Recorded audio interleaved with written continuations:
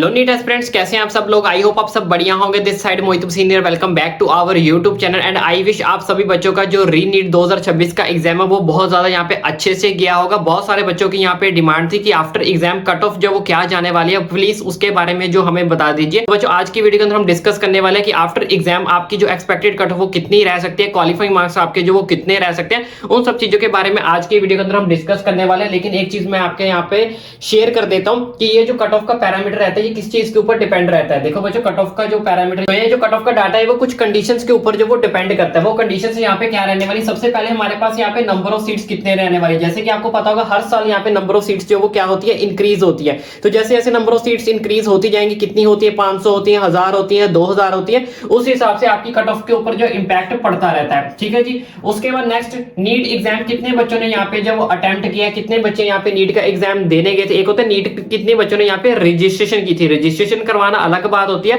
लेकिन नीट जो है एग्जाम कितने बच्चे यहाँ पे एग्जाम देने गए थे, कितने बच्चों ने यहाँ पे नीट का एग्जाम अटेम्प्ट किया है, उसके बाद कितने बच्चों ने यहाँ पे नीट का एग्जाम क्वालिफाई किया है। तो उस पैरामीटर के ऊपर कट ऑफ जो वो डिपेंड करती है। तीसरी डिपेंड करती है कि आपका पेपर का लेवल क्या था, इजी था, ठीक है जी, मॉडरेट था, टफ था, उन सब चीजों के ऊपर भी आपकी जो कट ऑफ क्या करती है, डिपेंड करती है। बाकी पेपर का एनालिसिस हमने लास्ट वीडियो के अंदर हम डिस्कस कर चुके हैं कि स्टूडेंट्स का क्या रिएक्शन आया है, ठीक है जी, कौन सा पोर्शन इजी है, कौन सा पोर्शन मॉडरेट था, कौन सा पोर्शन टफ था, उन सब चीजों के बारे में हम लास्ट वीडियो के अंदर जो ऑलरेडी डिस्कस कर चुके हैं। तो इस वीडियो के अंदर हम डिस्कस करने वाले हैं कि आपकी एमबीबीएस की कट ऑफ जो है ऑल इंडिया लेवल के ऊपर एक्सपेक्टेड कट ऑफ जो 2026 के अंदर वो कितनी जा सकती है कैटेगरी वाइज, साथ ही साथ आपकी एक्सपेक्टेड क्वालिफाइंग मार्क्स जो वो कितने रह सकते हैं 2026 के अंदर आज के एग्जाम के बाद। ठीक है जी बच्चों, इन सब चीजों के बारे में आज की वीडियो के अंदर हम जो वो डिस्कस करने वाले हैं। बाकी आने वाले टाइम के अंदर आपको काउंसलिंग कैसे करनी है, किन किन चीजों का ध्यान रखना है, आपके रैंक के अकॉर्डिंग आपको कौन सा कॉलेज मिलेगा, कौन सी यूनिवर्सिटी मिलेगी, आपको बीएमएस में जाना चाहिए, बीएचएमएस में जाना चाहिए, एमबीबीएस में जाना चाहिए, कौन सा कॉलेज चूज करना चाहिए, फॉर्म आपको कैसे फिल करनी है, स्टेट लेवल की काउंसलिंग कैसे होती है, ऑल इंडिया लेवल की काउंसलिंग कैसे होती है, ईच एंड एवरीथिंग के बारे में सारी की सारी इंफॉर्मेशन, सारी की सारी वीडियोस आपको आपके भाई के चैनल पर ही मिलने वाली है, फ्री ऑफ कॉस्ट मिलने वाली है, उसके कोई भी चार्जेस नहीं है।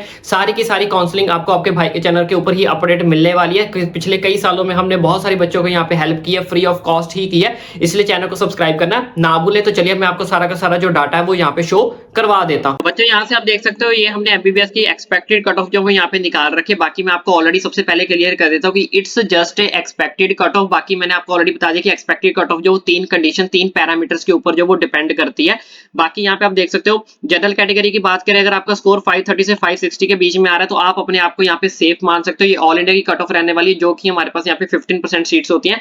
स्टेट लेवल की हम यहाँ पे बात नहीं करें, उसकी वीडियो धीरे धीरे धीरे सारी स्टेट्स की आपको हमारे चैनल के ऊपर मिलनी स्टार्ट हो जाएंगी। बीएमएस की भी मिलेंगी, बीएचएमएस की भी मिलेंगी, बीडीएस की भी मिलेंगी, बीएससी नर्सिंग की भी मिलेंगी। सबसे पहले हम यहाँ पे एमबीबीएस की बात करें, जनरल कैटेगरी की बात करें, अगर आपका स्कोर 530 से 560 के बीच में आ रहा है, ईडब्ल्यूएस कैटेगरी की बात करें, अगर आपका स्कोर 535 से 565 के बीच में आ रहा है, तो आप अपने आप को यहाँ पे जो सेफ मान सकते हो कि आपको कहीं ना कहीं जो है गवर्नमेंट कॉलेज यहाँ पे जो है वो मिल जाएगा। उसके बाद ओबीसी कैटेगरी की बात करें, अगर आपका स्कोर 530 से 560 के बीच में आ रहा है, एससी कैटेगरी की बात करें, अगर आपका स्कोर 435 से 465 के बीच में आ रहा है, एसटी कैटेगरी की बात करें, अगर आपका स्कोर 420 से 450 के बीच में आ रहा है, तो मैक्सिमम चांसेस है कि आपको यहाँ पे जो वो क्या मिल जाएगा, गवर्नमेंट कॉलेज जो वो मिल जाएगा।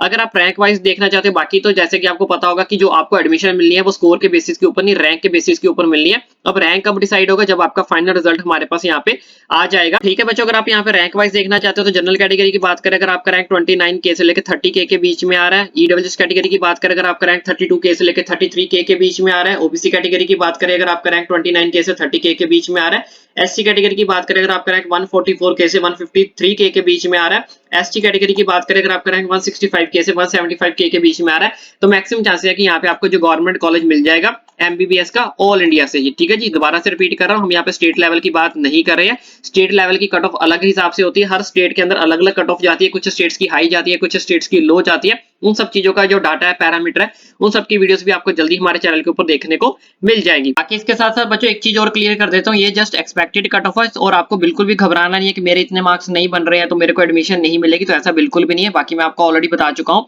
कि स्टेट की कट ऑफ ये नहीं है, ये ऑल इंडिया लेवल की है, क्योंकि हर स्टेट का डाटा अलग अलग रहता है। और दूसरी ये चीज मैं अभी आपको ये बता देता हूँ, it's just expected cut off. ये कट ऑफ जो है वो थोड़ा बहुत चेंज भी हो सकता है, ये आप कह सकते हो एक रफली आइडिया है, ताकि आपको जरा सा हिंट मिल सके कि अगर आपका स्कोर इसके बीच में आ रहा है तो आप अपने आप को जो है वो सेफ मान सकते हो। तो चलिए उसके बाद बात कर लेते हैं यहाँ पे नीट 2026 के अंदर एक्सपेक्टेड क्वालिफाइंग मार्क्स आपके कितने रह सकते हैं। 2024 का डाटा यहाँ से आप देख सकते हो, 2025 का डाटा यहाँ से आप देख सकते हो कि 2025 के अंदर क्वालिफाइंग मार्क्स कितने थे। अब ये क्वालिफाइंग मार्क्स क्या थे वो भी मैं आपको बता देता हूँ। ओपन कैटेगरी की सबसे पहले यहाँ पे बात कर लेते हैं कि 130 से लेकर अगर 155 के बीच में मार्क्स आपके आ रहे हैं तो आपका नीट क्वालिफाइंग हो सकता है, मैक्सिमम चांसेस है। ईडब्ल्यूएस कैटेगरी की बात करें तो सेम 130 से लेकर 155 के बीच में। ओबीसी कैटेगरी की बात करें 112 से लेकर 130 के बीच में। एससी कैटेगरी की बात करें 112 से लेकर 130 के बीच में। यहाँ पे एसटी कैटेगरी की बात करें, यहाँ पे थोड़ा मिसप्रिंट हो गया, यहाँ पे भी 130 आएगा, यहाँ पे भी 130 आएगा, यानी कि आपका भी स्कोर अगर 112 से लेकर 130 के बीच में आ रहा है तो मैक्सिमम चांसेस है कि आपका जो है नीट क्वालिफाइंग यहाँ पे हो जाएगा, मैक्सिमम चांसेस है। ठीक है जी। अब ये नीट क्वालिफाइंग मार्क्स क्या होता है, क्योंकि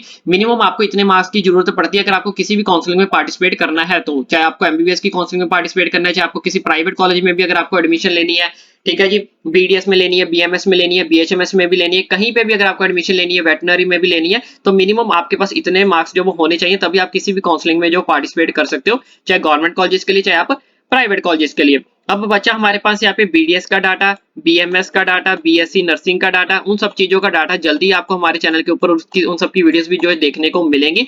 ठीक है जी। हम कोशिश करेंगे कि वो वीडियो आपको रात तक ही देखने को मिल जाए। अगर रात तक नहीं आती है तो कल मैक्सिमम चांसेस है कि वो वीडियो आपको यहाँ पे हमारे चैनल के ऊपर जो देखने को मिल जाएगी। मुझे नीचे कमेंट करके भी जरूर बताएं कि आपका जो स्कोर है वो कितना बन रहा है, वो मुझे जरूर नीचे कमेंट करके जरूर बताएं। और इसी तरह के लेटेस्ट अपडेट पाने के लिए अपने भाई के चैनल को सब्सक्राइब करना भी ना भूलें।